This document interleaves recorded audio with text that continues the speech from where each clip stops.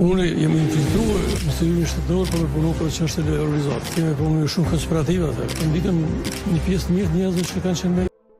Në historinë e lëvizjes çlirimtare të Kosovës, emri Abdullah Prapashticës qëndron si një nga shtyllat më unike të inteligjencës, strategjisë politike dhe patriotizmit shqiptar.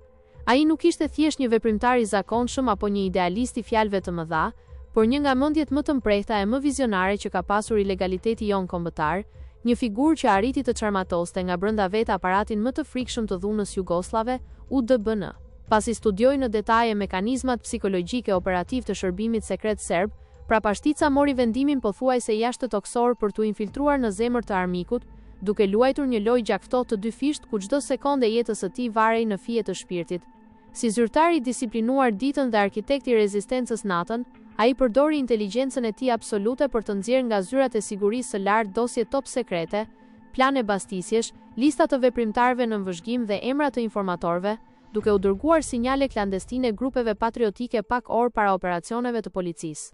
Kjo taktike e tij geniale jo vetëm që shpëtoi me qindra jetë veprimtarësh nga torturat e UDBS, por mbajti të intakt të gjithë bërthamën organizative që më vonë do të formsonte fatin e Kosovës. Kulmi i këtij operacioni të inteligjencës shpërtheu gjatë demonstratave historike të vitit 1981, ku Prapashtica nuk ishte vetëm një mbrojtës nga prapaskena, por një nga frymëzuesit dhe drejtuesit kryesor të asaj pranvere të madhe kombëtare. Përmes krahut të tij të djathtë dhe mikut të tij më të ngushtë të jetës e të idealit, patriotit të palodhur Halil Ali Dema, ai ndërtoi një nga boshtet më të forta të rezistencës shqiptare. Miqësia e tyre nuk ishte thjesht një lidhje njerëzore, por një aleancë strategjike mendjesh supreme e zemrash të çelagjenta. Prapashtica furnizonte me informacione sekrete e mbrojtje operative nga brenda UDBS, ndërsa Halil Ali Dema organizonte, mobilizonte dhe shtrinte rrjetin e rezistencës në çdo cep të trojeve shqiptare.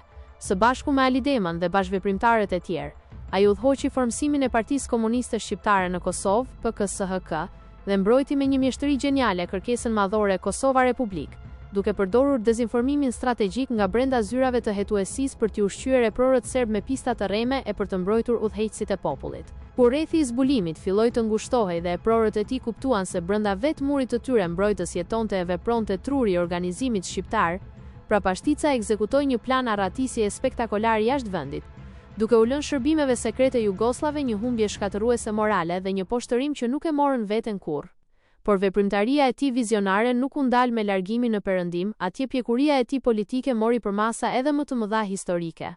Abdullah Prapashtica ishte një nga ideatorët e parë që kuptoi se çlirimi i Kosovës nuk mund të arrihej vetëm me diplomaci e protesta, ndaj ai vendosi gurin e themelit në fillet e mbrojtjes ushtarake. Ai ishte ndër zërat e parë që artikuloi dhe punoi pa